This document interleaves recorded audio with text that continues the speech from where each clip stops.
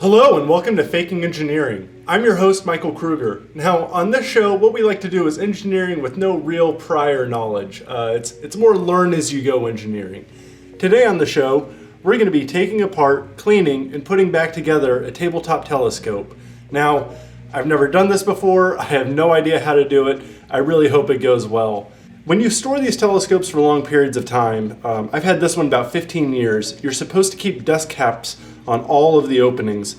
I didn't do that, and unfortunately all sorts of crap has come in and accrued in there, and just simple canned air isn't cutting the job to get it out. So I'm gonna have to go to some more extreme measures. Let's find out.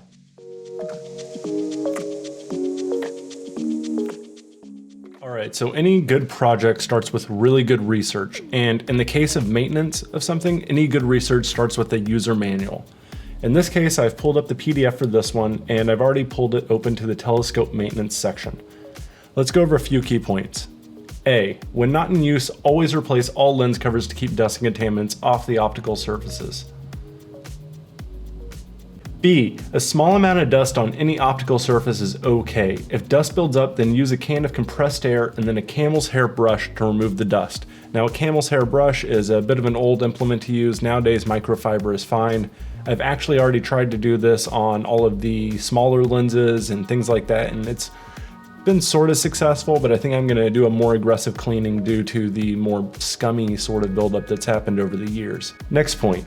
If the mirrors need cleaning, they should be cleaned by a professional. It suggests to have it serviced at a telescope repair facility.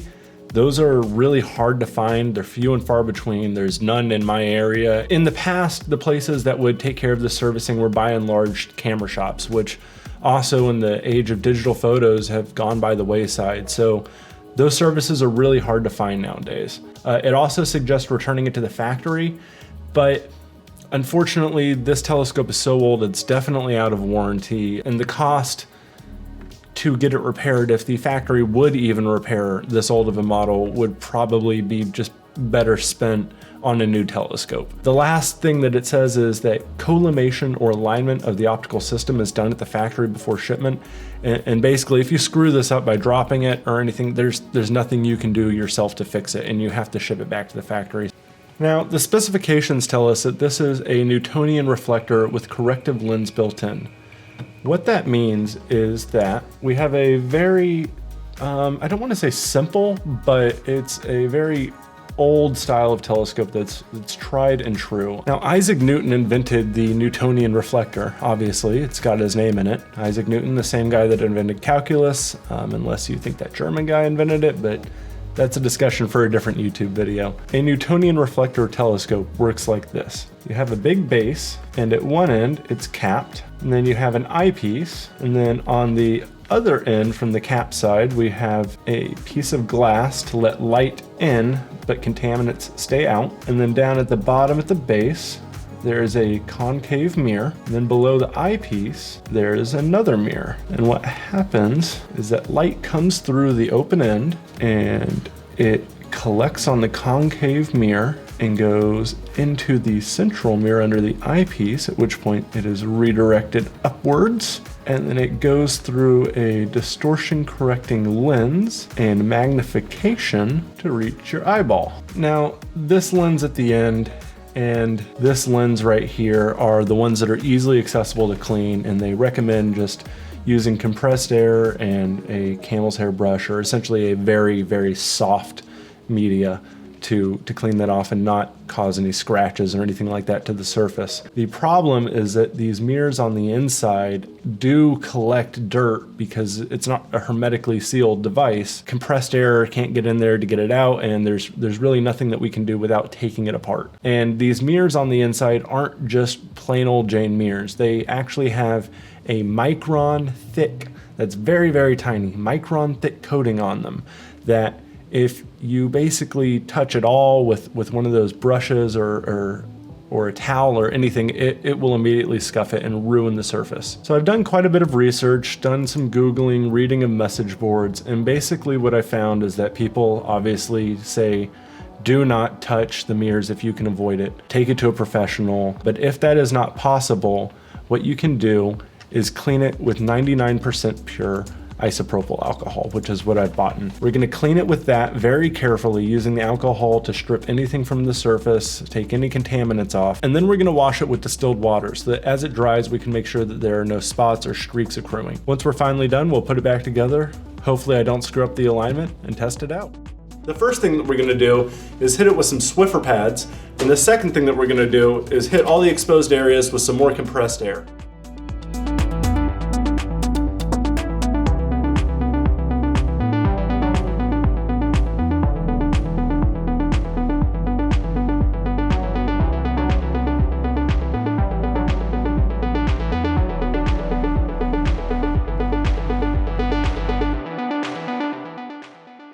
I'll be right back.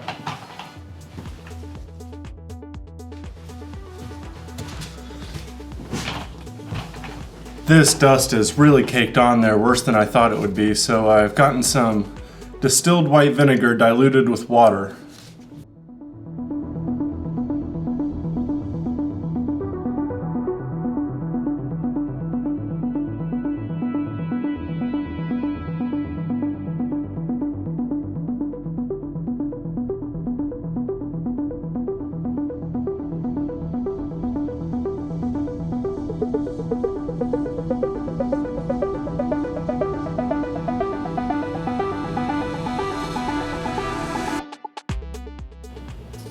I don't know if the camera can see, but if you look in there, you can actually see the mirror reflecting my hand.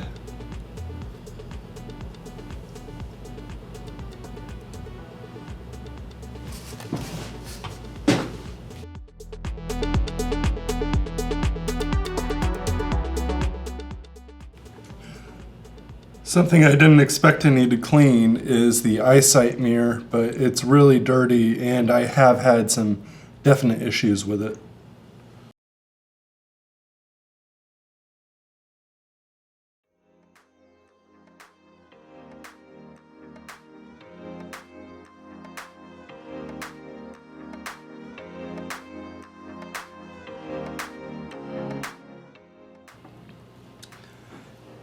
And so the compressed air really seems to have done the job on this one. We definitely don't want to touch it if we don't have to.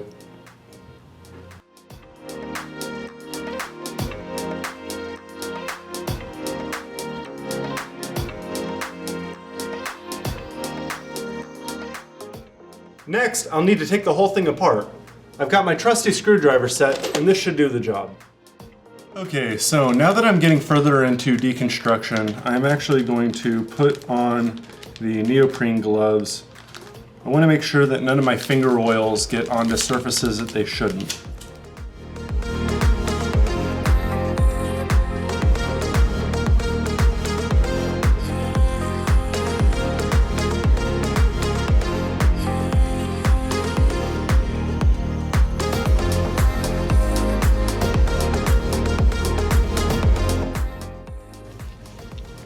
Now, I don't want to remove the grease on there. If anything, I would want to add more, but unfortunately I don't have any on me.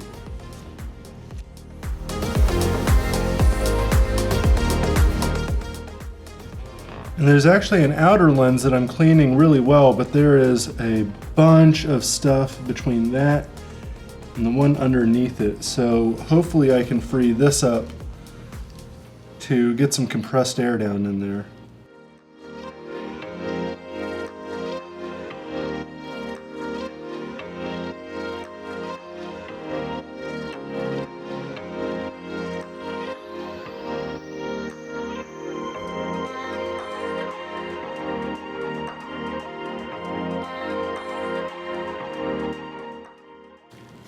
Now I'm not actually touching the lens with the pencil right now. I'm just using the pencil to actually sort of twirl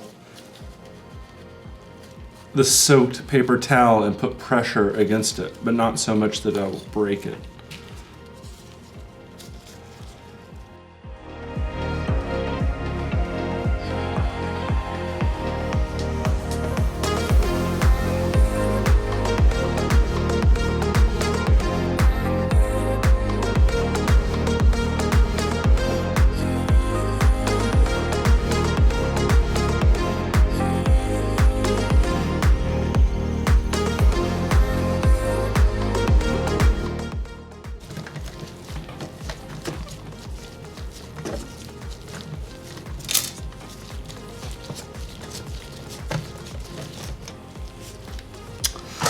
Well, I just heard something fall inside the telescope, which means that there was a nut on the back of this.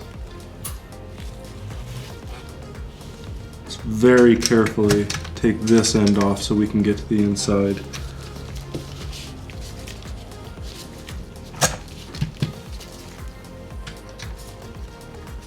I don't want that nut falling against the mirror in the back.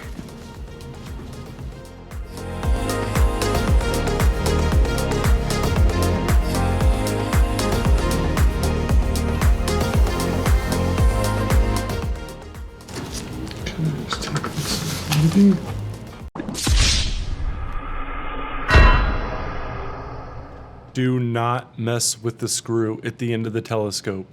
Remember earlier when I said collimation or alignment of the optical system is done at the factory before shipment?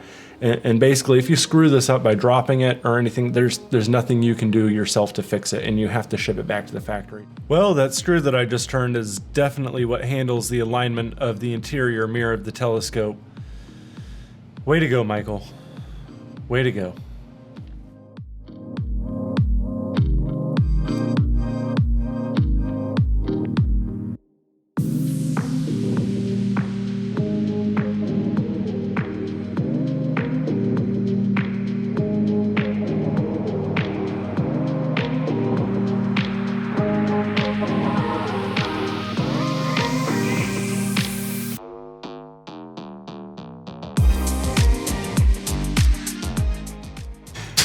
I think I heard more nuts fall. I've probably been approaching this entirely the wrong way.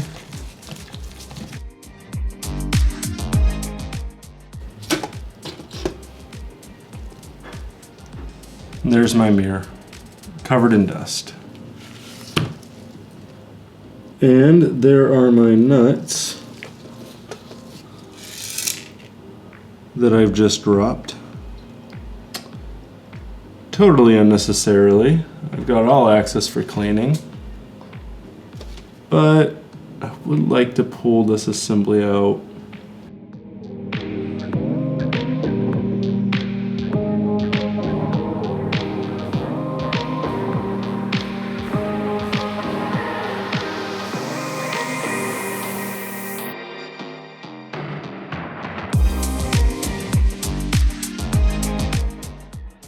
So it looks like I actually did do some mess up to the alignment, but I should be able to get it pretty well fixed. This is what they were talking about.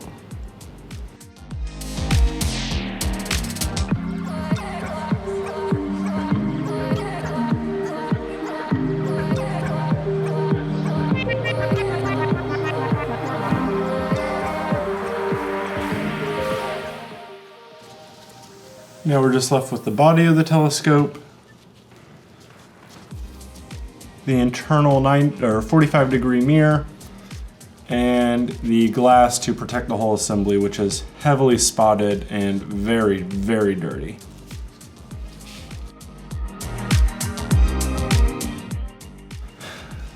Now we are probably still going to remove this mirror because there are quite a bit of spots and streaky type of things on there that just the air is not removing. The rear mirror, however, is surprisingly clean. I think we may leave this one as is and just clean the 45-degree mirror.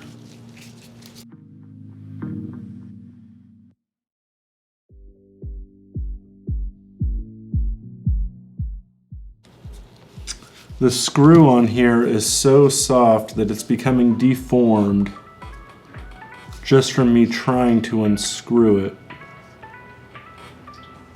So I don't really think that there's anything here that will be hurt by a little bit of a bath, well, not a bath, but a pour over of isopropyl alcohol. So I think we'll just leave it installed as is. If you look at that, the metal on the screw is extremely soft, and short of trying to twist it off with some needle nose, I don't really see how to get at it. I don't really want to damage the thing.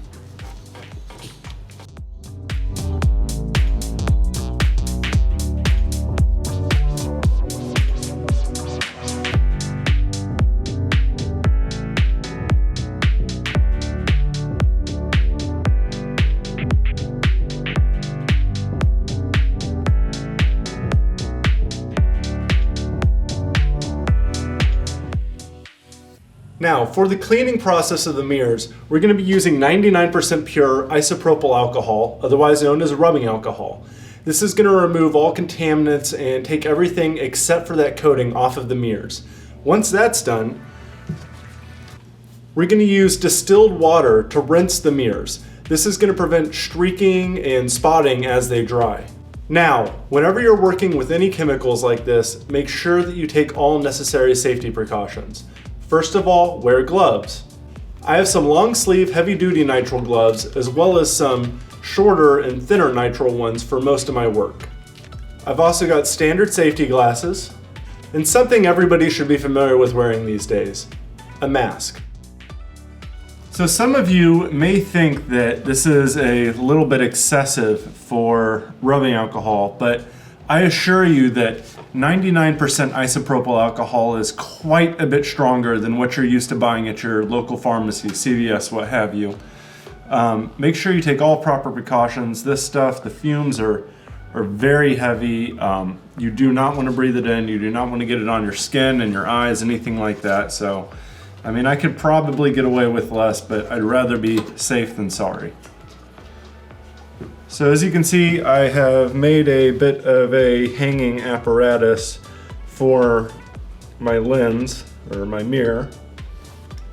And I don't really need to grab it. I can just use the wire to tilt it to make sure that I'm only really pouring on here. I've already cleaned this out. I don't want to go through it again. But I don't mind if it splashes on there. It won't hurt anything. I might just have to.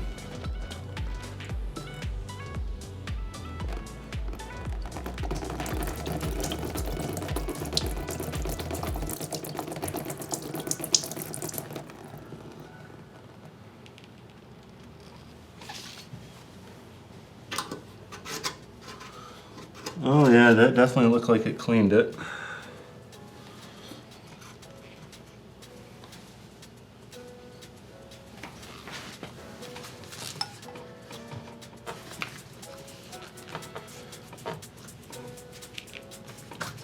Now we're going to rinse it with the distilled water to make sure that there's no spotting or streaks.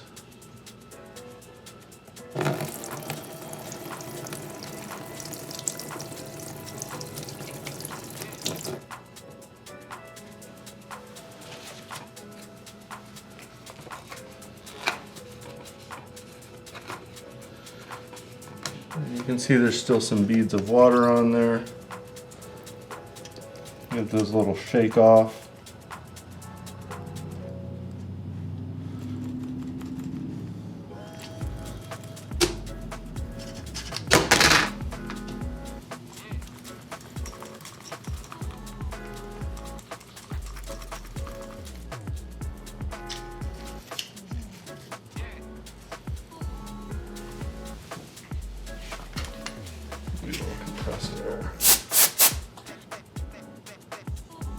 And that looks absolutely perfect.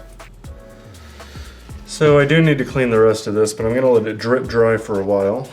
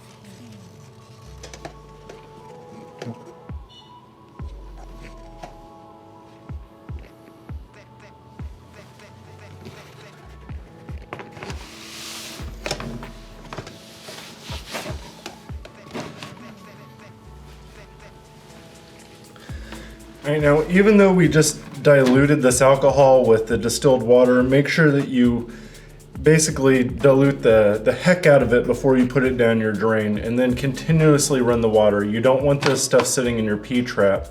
It's not really going to damage PVC, which you'll find in most new homes and apartments, but there is a possibility that it can corrode cast iron, which you will find in older properties. So just make sure you dilute it, but it is fine to flush down the sink or toilet.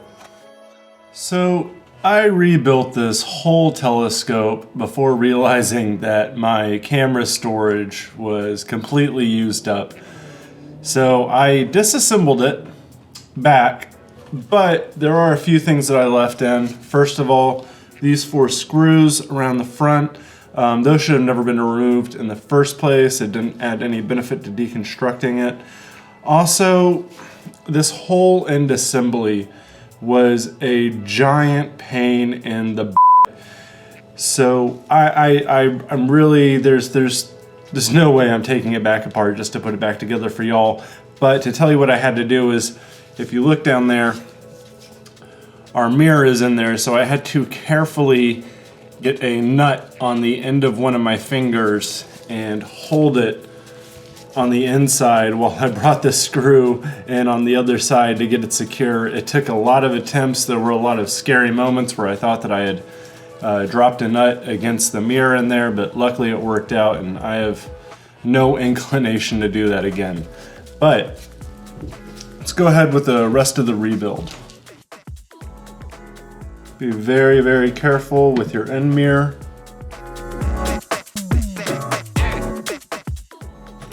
And with all your screws, make sure that you tighten them most of the way, and then once they're all in there, come back and finish them off all tight at the same time.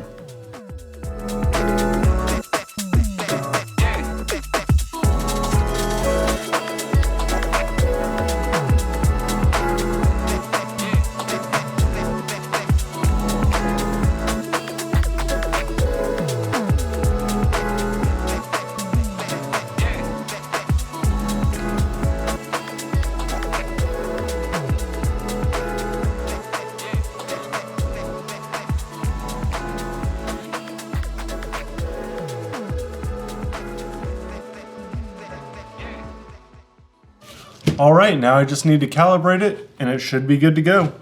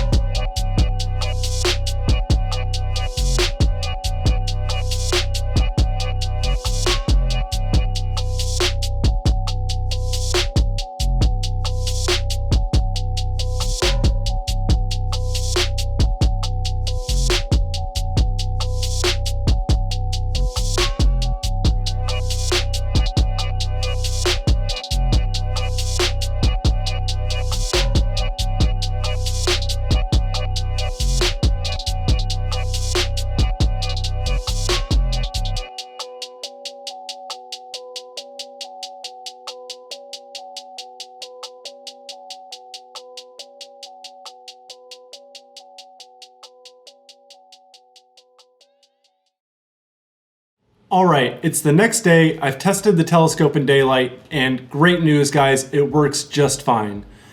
The interior mirror didn't even require any additional calibration. The only thing I had to mess with was the side spotting scope, but that was pretty easy to dial in. Now, as promised, I will be releasing more videos, and I am making every effort to speed up the rate at which I release them. My next video will be disassembling, cleaning, and putting back together this telescoping camera lens, which I feel will probably be pretty similar to what we just went through.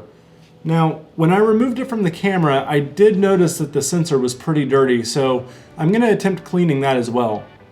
I really hoped you enjoyed this video, and even more so, I really hope that you learned something. I know I did. Please like, subscribe, and come back for the next one. I hope you'll have a good one. Bye.